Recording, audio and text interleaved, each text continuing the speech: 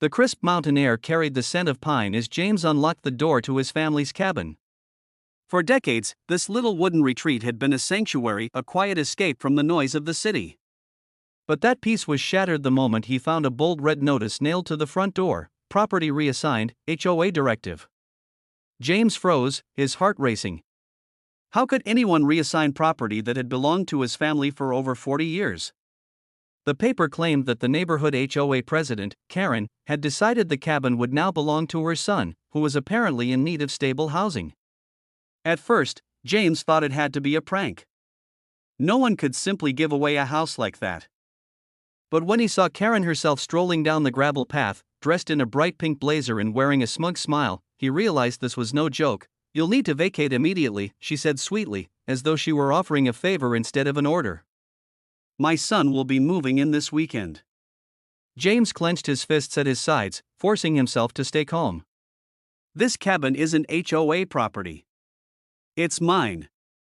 Bought and paid for. You have no right." Karen only tilted her head, unfazed. "Oh, you'll find that in this community, what I say becomes law." The arrogance in her voice sent a chill down James's spine. He had seen HOA disputes before, but never something this outrageous. Neighbors whispered from their porches, some shaking their heads, others watching silently. James didn't know it yet, but Karen's gift to her son was about to trigger a storm she could never have imagined. Because what Karen failed to understand was this: the little cabin she so casually reassigned wasn't just a cabin. It was tied to something far bigger. And far more powerful. James couldn't sleep that night. He sat at the old wooden desk inside the cabin, staring at the red notice Karen had nailed to his door. The arrogance of it made his blood boil, but he knew reacting emotionally wouldn't help. He needed facts. He needed proof, so he pulled out the old deed, the official paperwork signed by his father decades ago. There it was, black ink on aged parchment, stating clearly that the property was in his family's name. Not a single mention of HOA authority. By morning, Karen's son had already shown up with boxes in hand, acting as though he owned the place. "Mom said this is mine now," he smirked, brushing past James like he was nothing more than a squatter. James took a deep breath and stopped him. "You need to step back. This isn't yours. And if you don't believe me, I'll show you the paperwork myself." But the son only laughed. "Paperwork? The HOA president outranks your silly old deed. Everyone knows that." It was then James realized just how deep Karen's influence had spread. Neighbors avoided eye contact, clearly too afraid to challenge her. The HOA board members were her friends, her allies, people who signed off on whatever she wanted. James drove to the county clerk's office that afternoon. He wanted legal confirmation, something undeniable. As the clerk pulled up the files, her brow furrowed. "Mr. James," she said cautiously, "your cabin. It's marked differently in our records." James leaned closer, confused. "Differently how?" The clerk hesitated, then lowered her voice. "It isn't just listed under your family. There's a secondary file here. It shows federal ties. Restricted property reserved under special agreements. I've never seen anything like it." James's pulse quickened. Federal ties? Restricted property? Suddenly, memories flooded back: his late father's mysterious government work, the long weekends when federal agents would occasionally stop by the cabin, always polite, but watchful. Now it all made sense. His father hadn't just bought this cabin. It had been part of something larger. Something secret, and Karen had no idea what kind of storm she had walked into by trying to hand it off to her son. The sun dipped low as James returned to the cabin, the county clerk's words echoing in his mind. Federal ties. Restricted property. It wasn't just family land. It was something bigger, something Karen had no clue about. That evening, as he sat on the porch, sipping his coffee, a black SUV pulled up silently on the gravel road. Two men in dark suits stepped out. They weren't neighbors, and they certainly weren't tourists. James knew exactly what they were: federal agents. "Mr. James," one of them said firmly, flashing a badge that confirmed James's suspicion. "We're here to talk about the property." James nodded, steadying his voice. I figured this day would come. What's going on? The agent glanced around, making sure no one was nearby. This cabin isn't just an old family home. It's classified property connected to federal operations. Your father was entrusted with it years ago. It's protected under federal law, no HOA, no local authority can override that. James's stomach tightened. Then why wasn't I told sooner? Because you weren't supposed to need to know, the agent replied. Until now. But we've been monitoring. And your HOA president.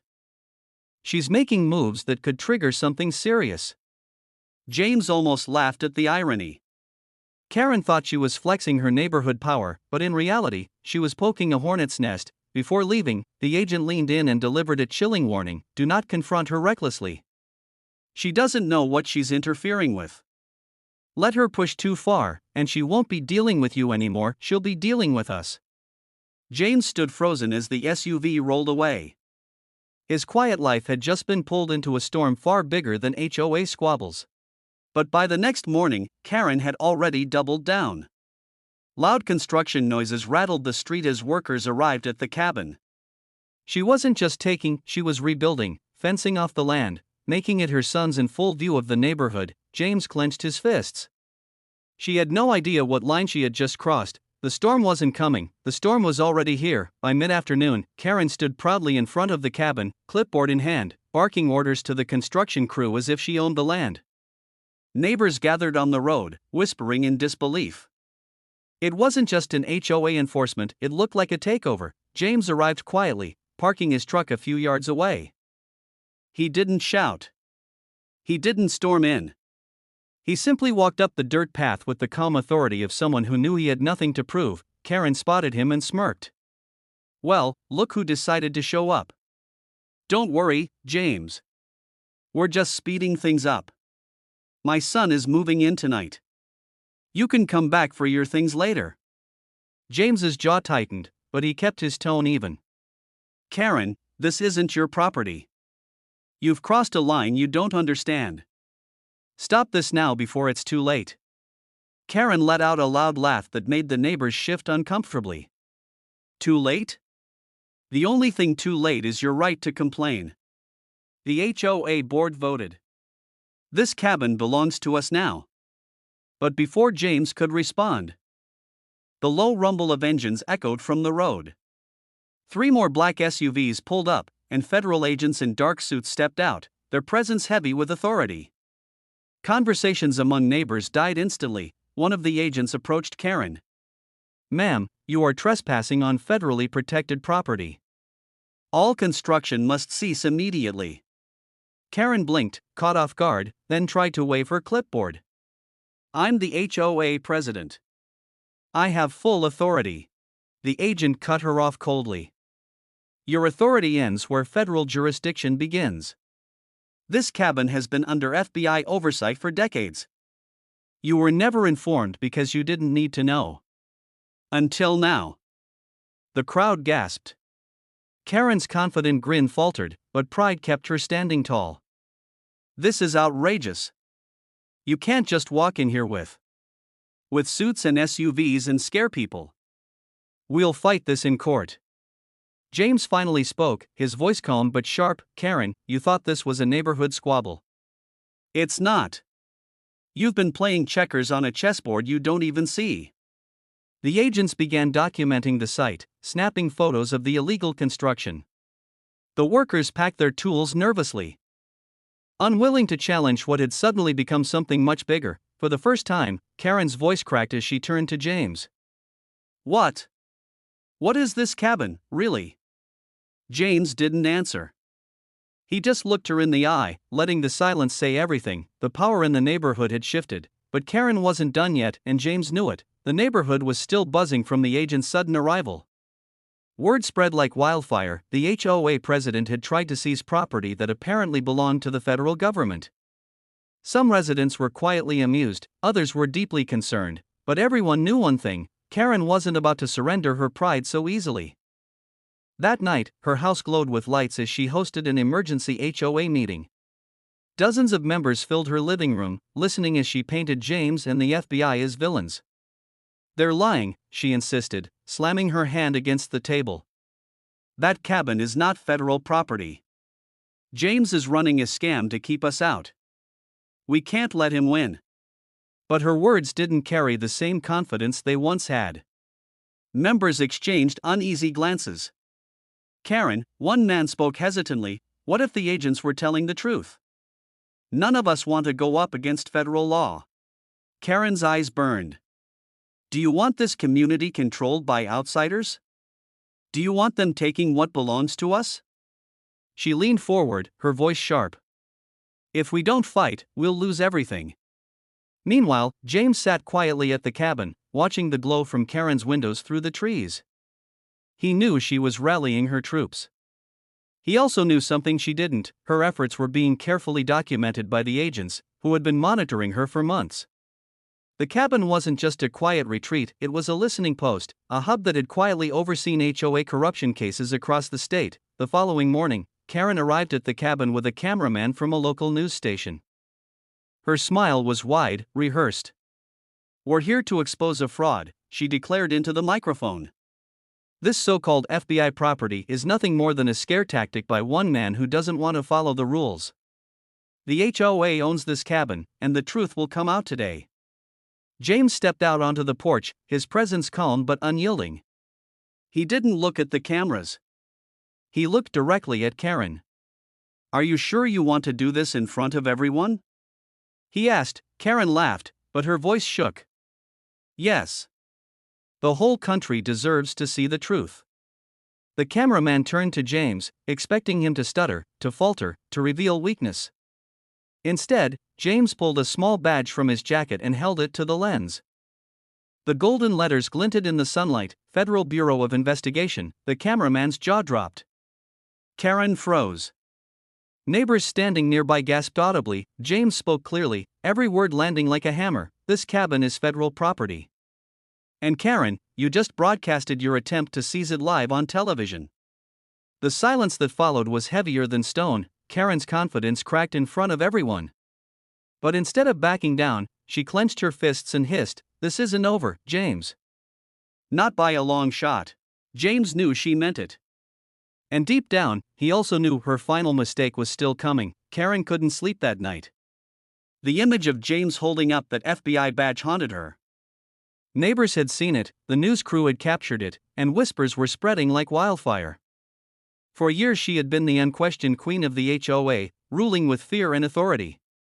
But now people doubted her. And Karen couldn't stand the thought of losing her grip. The next morning, she devised a reckless plan. If she could prove James was bluffing, she might win back the community. She gathered her most loyal board members and marched to the cabin, armed not with law enforcement, but with stacks of HOA legal documents that she claimed overruled federal property rights. She stood at the gate, waving the papers high. "James, step outside," she shouted. "You don't own this place. The HOA does. And I have the proof right here." Residents gathered at a distance, curious and anxious. Even the local news returned, eager to capture the drama. Cameras rolled as Karen rattled off HOA bylaws and community codes, her voice full of rage. But as she spoke, James calmly walked toward her, a thick file folder in his hands. He waited for her to finish, then held the folder up for the cameras. "These," he said evenly, "are federal property deeds signed and recorded decades ago. This land was never for sale. This cabin has always been a federal asset. And Karen," he paused, letting the weight of the silence fall, "you've just obstructed a federal operation on live television." The crowd gasped. The board members stepped back from Karen, suddenly unsure. She tried to argue, her voice breaking, No, this can't be true. They're lying." But her words sounded hollow. Even her loyal followers were slipping away. At that moment, 2 black SUVs pulled up. Men in suits stepped out, their presence commanding instant silence. One of them approached Karen directly. "Ma'am, you are interfering with federal business. This is a serious matter." Karen's face drained of color. The cameras zoomed in as she stammered, I didn't know. James's voice cut through the tension. You didn't want to know. You were too blinded by control. The agents escorted Karen away, not under arrest, but under investigation, her leadership in question, her power crumbling. Neighbors stood in stunned silence. The woman who had once controlled their lives with threats and fines was suddenly powerless, but James wasn't celebrating. He knew Karen wasn't finished yet. Pride like hers didn't vanish overnight.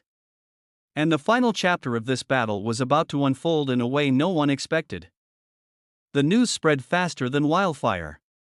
By the time the sun dipped behind the trees that evening, the whole community had gathered near the cabin. Some came out of curiosity, others because they too had suffered under Karen's HOA rule. Everyone wanted to see how this unbelievable story would end. Karen's son stood pale-faced, realizing the gift he had received from his mother was not only illegal, it was a crime against federal property. The swagger he once carried vanished, leaving behind only fear and disbelief. Karen, on the other hand, tried everything to twist the story in her favor. She cried, she shouted, and she even claimed it was all just a misunderstanding. But the FBI agents weren't swayed by theatrics. They calmly explained to the crowd that the cabin had been undercover federal property for years, used for monitoring illegal activities in the area. What Karen had done wasn't just neighborly interference, she had crossed a line no one should ever cross. The silence that followed was heavier than any scolding. Karen had built her reputation on being the loudest voice in the room, but now, her voice was powerless. Neighbors who once tiptoed around her rules finally saw her for what she was, a woman blinded by control and entitlement. The cabin's rightful caretaker, Daniel, watched as justice unfolded. He had endured humiliation, false notices, and endless harassment, but in this moment, it was clear, patience and truth had won. The crowd's eyes shifted to him, not with pity, but with admiration. He had stood firm, and in the end, the truth had spoken louder than Karen's noise. Karen's son eventually walked away in shame, realizing the inheritance he bragged about was nothing but a scandal waiting to explode. Karen herself faced serious consequences. Her role in manipulating HOA powers had not only cost her respect but also the trust of the very community she had tried to dominate. Daniel stood by the cabin door. The place he had fought so hard to protect, and felt an overwhelming sense of peace. The cabin wasn't just wood and stone, it was proof that justice, no matter how long delayed, always arrived at the right moment. And as the crowd slowly dispersed, whispers turned into lessons. Never let power blind you, and never underestimate the quiet strength of those who simply stand their ground. And that was the final twist in this unbelievable HOA story. If you love the drama, don't forget to like, subscribe, and drop a comment sharing your thoughts. It really helps this channel grow.